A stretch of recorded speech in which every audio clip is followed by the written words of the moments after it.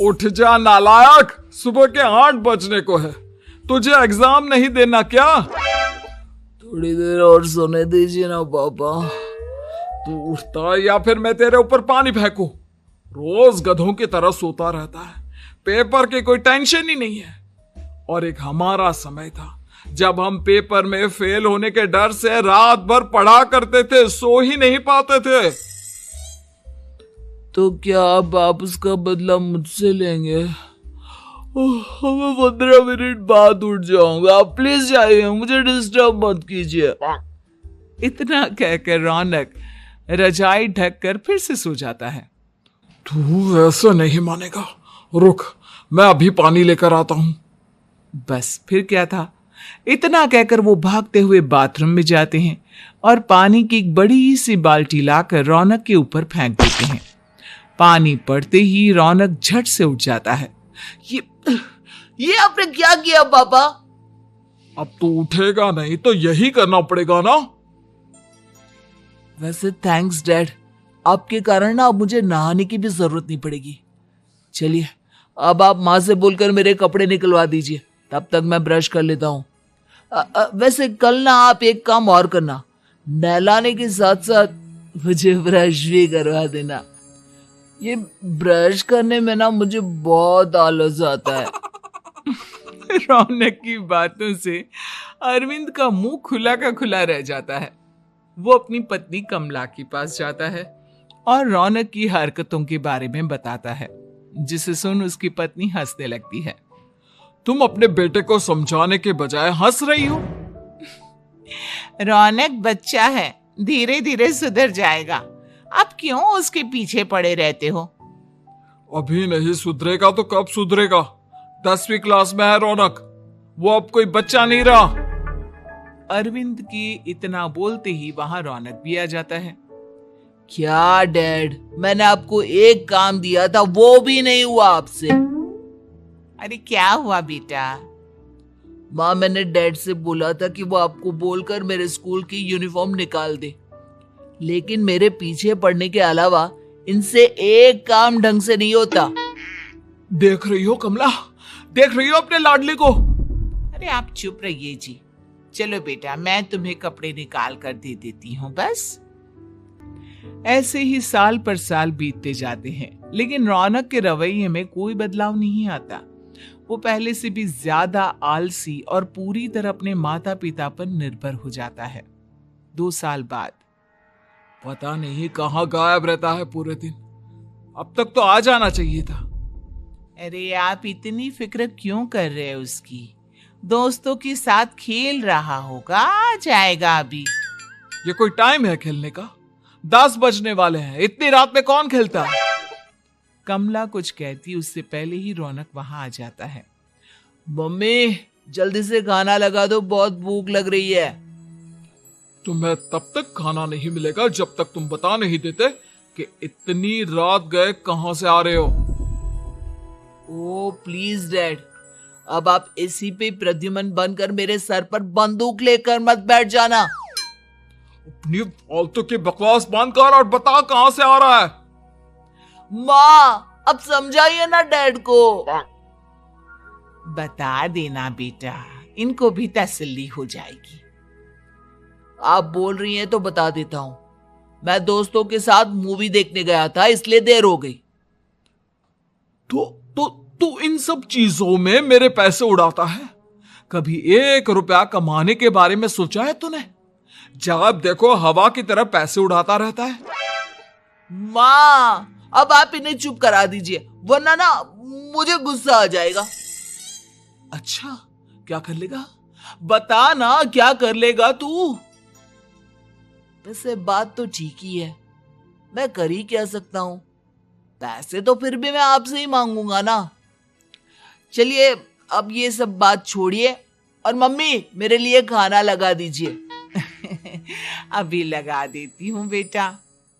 मैं बता रहा हूं कमला, एक दिन ये ऐसे ही बिगड़ जाएगा। ओफो, आप क्यों इतना पीछे पड़े रहते हो मेरे बच्चे के? बाद की बाद में देखेंगे, अभी आप शांति से उसे खाना खाने देंगे? अगले दिन डैडी, मुझे 10,000 रुपए चाहिए। हाँ? अब इतने पैसे क्यों चाहिए तुझे? डैड, आप बिना सवाल किए कभी पैसे नहीं दे सकते क्या? जब तक तू बताएगा नहीं तुझे पैसे भी नहीं मिलेंगे। अरे, अब आप अपने बेटे को पैसे भी नहीं दे सकते? नालायक, तेरी उम्र के लोग नौकरी करते हैं और एक तू है जो नौकरी करने का नाम ही नहीं लेता कभी। आप लोगों के होते हुए भला मैं नौकरी क्यों करूं? अरे हम कब तक पैसे देंगे तुझे? तुझे भी तो अपने पैरों पर खड़ा होना होगा ना। कौन सा उधार के पैरों पर खड़ा हूं? अपने ही तो पैरों पर खड़ा हूं मैं। इसी तरह रौनक दिन प्रतिदिन लापरवाह होता जाता है। उसकी लापरवाही को देखते हुए अरविंद और कमला अपने बेटे की शादी कराने का फैसला लेते हैं और 1 महीने के अंदर अंदर ही रौनक की शादी मेघा नाम की लड़की से करा देते हैं। शादी के कुछ दिन बाद, रौनक, मुझे एक अच्छी सी साड़ी चाहिए, आप ला दोगे ना? हाँ, क्यों नहीं। कितने तक की आती है साड़ी? यही करीब 5,000 तक की। तुम चिंता मत करो, मैं आज ही डैडी से पैसे मांगकर तुम्हारे लिए साड़ी ले आऊंगा। आप कब तक ऐसे ही अपने पापा से पैसे मांगते रहेंगे? कोई अच्छी सी नौकरी क्यों नहीं कर लेते आप? अरे डैड के होते हुए मुझे नौकरी करने की जरूरत ही क्या है? पर आप ऐसे कब तक उनसे पैसे मांगते रहेंगे? कुछ आपको अपने दम पर भी तो करना होगा ना। अब तुम भी बाकी लोगों की तरह मुझे ज्ञान देना शुरू मत कर देना। साड़ी चाहिए ना तुम्हें, मिल जाएगी बस। इतना कहकर रौनक अपने पिता से पैसे मांगने चला जाता है। डैडी, मुझे 5,000 रुपया चाहिए। अब 5,000 क्यों चाहिए तुझे? वो मेघा को साड़ी चाहिए थी। अरविंद आगे बिना कुछ कहे चुपचाप उसे पैसे निकाल कर दे देता है। कुछ दिन बाद, तुम्हें नहीं लगता कमला, रौनक हम पर पहले से भी ज्यादा डिपेंड हो गया है? मुझे तो अब उसके भविष्य की चिंता होने लगी है। कल को हमें कुछ हो गया तो वो क्या करेगा? काश तुमने पहले ये सोच लिया होता तो आज हमारा बेटा इतना लापरवाह नहीं होता। तब मुझे कहाँ पता था कि मेरा लाड प्यार उसे इतना बिगाड़ देगा कि वो इस हद तक लापरवाह बन जाएगा। कोई बात नहीं, अभी भी देर नहीं हुई। मुझे पता है उसे कैसे सुधारा जा सकता है। कैसे? अरविंद कुछ कहता उससे पहले रौनक वहां आ जाता है और पैसों के लिए हाथ फैलाने लगता है। डैड, मैं और मेघा बाहर घूमने जाना चाहते हैं। अरे वाह, ये आज सूरज कहां से निकला है? Dad please. अच्छा चलो अब मुद्दे की बात करो। मुझे अब 25,000 चाहिए। अब तुम्हें 1 रुपया भी नहीं मिलने वाला। अगर तुम्हें पैसों की इतनी ही जरूरत है तो कोई ढंग की नौकरी कर लो। मम्मी, आप कुछ कहिए ना डैड को। बेटा, वो गलत क्या बोल रहे हैं? ये सब हम तेरे भले के लिए ही तो कर रहे हैं। मम्मा, मैंने बताया ना आपको, मुझे नहीं करनी कोई जॉब वॉब। तो ठीक है, निकल जाओ हमारे घर से। तुम्हारे जैसे लोगों के लिए मैंने ये घर खड़ा नहीं किया है। जितना ये घर आपका है ना, उतना ही मेरा भी है। मैं कहीं नहीं जाने वाला। जाना तो पड़ेगा ही तुझे, क्योंकि अब मैं तेरा कोई भी खर्चा नहीं उठाने वाला। ठीक है, मत उठाइए मेरा खर्चा, मैं अपने दम पर भी जी सकता हूँ। तो बेशर्मों की तरह अब तक यहाँ क्यों खड़ा है? अपना सामान ले और निकल जाए यहाँ से। रौनक पैर पटकते हुए वहां से चला जाता है। घर से निकालना जरूरी है क्या उसे? बिना पैसों के कौन रखेगा उसे किराए पर? अगर उसका भविष्य सुधारना है तो हमें अपने दिल पर पत्थर रखकर ये कदम उठाना ही होगा। दोनों बात कर रहे होते हैं कि रौनक अपनी पत्नी के साथ एक बड़ा सा बैग लेकर घर से निकल जाता है, लेकिन घर से बाहर उसे कोई भी मुफ्त में अपने घर किराए पर नहीं रखता। अंत में थक हार कर वो फिर से अपने घर चला जाता है। क्या हुआ? थोड़ी देर पहले तो दहाड़ते हुए घर से निकला था, अब क्या हुआ? नहीं रखा ना किसी ने तुझे किराए पर? डैड प्लीज, मैं कुछ दिनों में कोई अच्छी सी नौकरी शुरू कर दूंगा। आप तब तक तो हमें रख लीजिए प्लीज। सुबह से रात हो चुकी है लेकिन कोई हमें रखने को राजी नहीं है।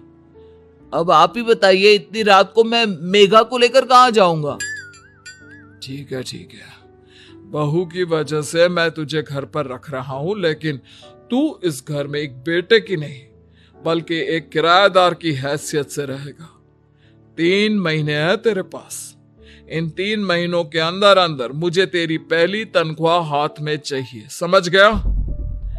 पक्का डैड, इन 3 महीनों के अंदर अंदर तो कोई बढ़िया सी नौकरी ढूंढ ही लूंगा मैं। ऐसे ही धीरे धीरे समय बीतने लगता है और अरविंद के दिए 3 महीनों में से 2 महीने बीत चुके होते हैं। पापा जी ने हमें 3 महीने दिए थे, जिसमें से 2 महीने तो बीत चुके हैं। अब ये आखिरी महीना बचा है। अरे तुम चिंता मत करो, आज मेरा ना 2 जगह इंटरव्यू है, दोनों में से कहीं ना कहीं तो जॉब लग ही जाएगी। अच्छा, all the best. Raunak interview के लिए निकल जाता है, जिसके बाद शाम में रौनक घर आता है। कैसा गया इंटरव्यू? आपकी नौकरी लगी या नहीं? अरे पहले सांस तो ले लेने दो अच्छे से। बताइए ना, मुझसे तो जरा भी इंतजार नहीं हो रहा है।